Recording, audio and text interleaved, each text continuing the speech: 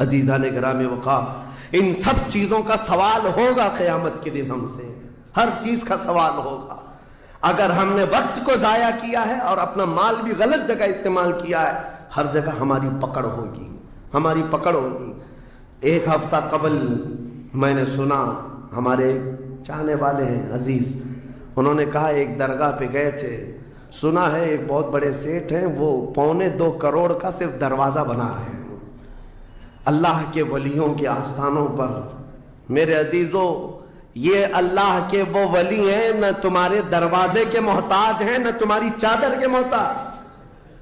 ان کے انتقال کے بعد جو ان کو اللہ نے مقامات دیے وہ تم نہیں پہنچا سکتے، وہ تو اللہ تعالیٰ کے رحمت میں ہے، جنہیں اللہ تعالیٰ جنت کے جوڑے پہنا چکا ہو، جن کے لیے جنت کی ہوائیں چل رہی ہوں۔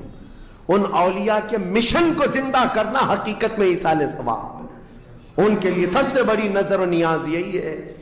ماررہ مطہرہ میں حاضر تھا، بڑی خوشی ہوئی، صاحب سجادہ نے بڑھ کر کے یہ اعلان کیا تھا، آنے والے زائرین جتنے سنی آتے ہیں، ہم ان سب سے کہتے ہیں کہ ہمارے اولیاء جتنے یہاں آرام کر رہے ہیں، ان اولیاء کو جو چادریں ڈالنی تھی وہ ہم ڈال چکے، تمہاری طرف سے اب کسی چادر کے لانے کی ضرورت نہیں، اور اگر لانا ہی چاہتے ہو ایک دوپٹہ لے جاؤ اور غریب بہن کے سر پر اڑا دو۔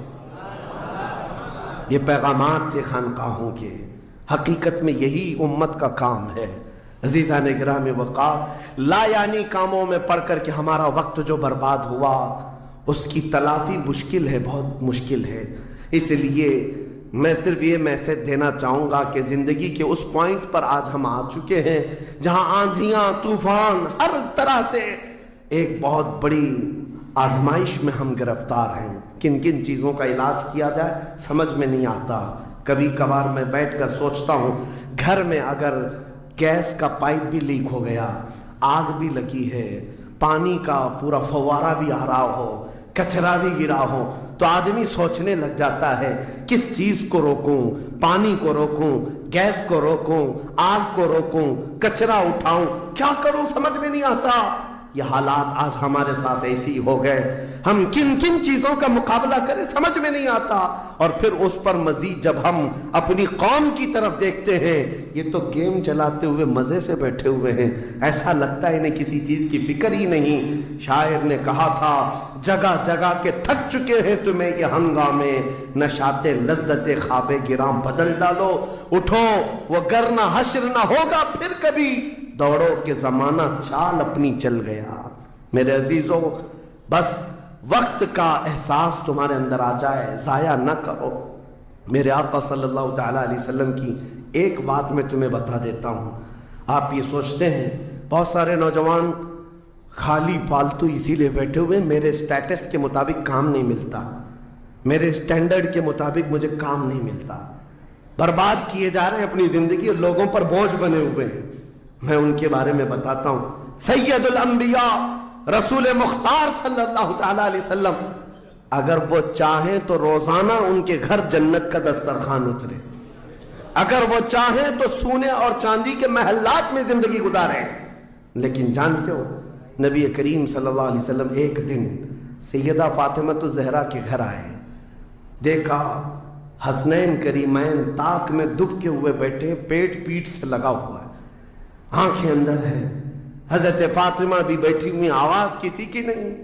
حضور رحمت عالم صلی اللہ علیہ وسلم نے پوچھا، فاطمہ کیا حال ہے، گھر میں خاموشی کیوں ہے؟ سیدہ کائنات نے کہا، ابا جان پچھلے 4 دن سے ہمارے گھر میں کوئی کھانا نہیں۔ حضور پاک صلی اللہ تعالیٰ علیہ وسلم نے یہ نہیں فرمایا کہ ابھی بلاتا ہوں جبرائیل کو، ابھی دسترخوان لاؤ، ابھی میرے گھر کے کھانے کے انتظامات کرو، تو حضور آرڈر دے دیتے، ساری نعمتیں آ جاتی۔ لیکن حضور نے کیا فرمایا سنو، فاطمہ الزہرا سلام اللہ علیہا سے کہتے، فاطمہ انتظار کرو، تمہارا بابا جائے گا، یعنی خود اپنے بارے میں کہتے، میں جاتا ہوں، دیکھتا ہوں کوئی مزدوری مل جائے، میں کام کر کے اپنے بچوں کو کھانا لے کر کے آؤں گا، کام کر کے کھانا لاؤں گا، مانگ کر کے نہیں۔ حضور رحمت عالم صلی اللہ تعالیٰ علیہ وسلم جو سید الانبیاء ہیں، جن کے قدموں کا بوسہ جبرائیل امین لیتے ہوں، وہ چل کر کے مدینے کے باہر آئے. گرمی کی تپش الگ ہے، دھوپ ہے، باہر آئے. ایک باغیچہ تھا جس میں مالی کام کر رہا تھا، باغبان. حضور رحمت عالم صلی اللہ علیہ وسلم اس کے پاس جا کر پوچھتے ہیں تیرے باغیچے میں کوئی کام کرنے کے لیے ہے؟ کام مل سکتا ہے؟ اس نے کہا ہاں کام مل سکتا ہے. آؤ میرے باغیچے میں کنواں ہے، ڈول ڈالو، پانی اٹھاؤ، ایک درخت کو پانی ڈال دینا، بدلے میں 2 کھجوریں دوں گا. اجرت صرف 2 کھجوریں. رسول رحمت صلی اللہ تعالی علیہ وسلم فرماتے مجھے منظور ہے. گئے اور جا کر اپنے ہاتھ سے رسی لے کر ڈول کنویں میں ڈالا. پانی کھینچتے تھے، جب ڈول بھر کر آتا اپنے کندھے پر اٹھاتے اور درخت پر لے جا کر پانی ڈال کر آتے. ایک درخت پر ایک مٹکا، ایک ڈول پانی ڈالا تو مالک نے 2 کھجوریں دی. باغیچے کے مالی نے 2 کھجوریں دیں. دوسرا ڈول اٹھایا، پھر کھجوریں ملی. تیسرا ڈول اٹھایا، 6 کھجوریں لی. چوتھا ڈول حضور نے ڈالا تھا کہ رسی ٹوٹ گئی، ڈول کنویں میں گر گیا. باغیچے کا مالک یہ دیکھتا ہے، وہ پہچانتا نہیں تھا. غصے میں آتے ہی سیدھے حضور پر ہاتھ اٹھا دیا. کہا کہ تمہیں کام نہیں آتا، میری رسی توڑ دیا. رسول کریم صلی اللہ تعالی علیہ وسلم نے پلٹ کر کچھ نہیں کہا. وہ رحمت عالم صلی اللہ تعالی علیہ وسلم تھے. وہ 6 کھجوریں لے کر کے واپس مدینے آئے. کہا فاطمہ کہاں ہیں بچے، کہاں ہیں؟ یہی 6 کھجوریں حضور نے لا کر اپنے منہ سے چبا کر ان بچوں کے منہ میں ڈالا اور کہا آج تک روئے زمین پر کوئی نبی ایسا نہیں آیا. 1,24,000 کم و بیش نبیوں میں ہر نبی نے اپنے ہاتھوں کی کمائی کھائی ہے، اپنے عمل کی کمائی کھائی ہے. رحمت عالم صلی اللہ تعالی علیہ وسلم نے جب وہ مالک کل ہے، بلکہ جنت کی چابیوں کے مالک، ساری زمینوں کے خزانوں کے مالک، کل جہاں ملک اور جو کی روٹی غذا، اس شکم کی قناعت پہ لاکھوں سلام.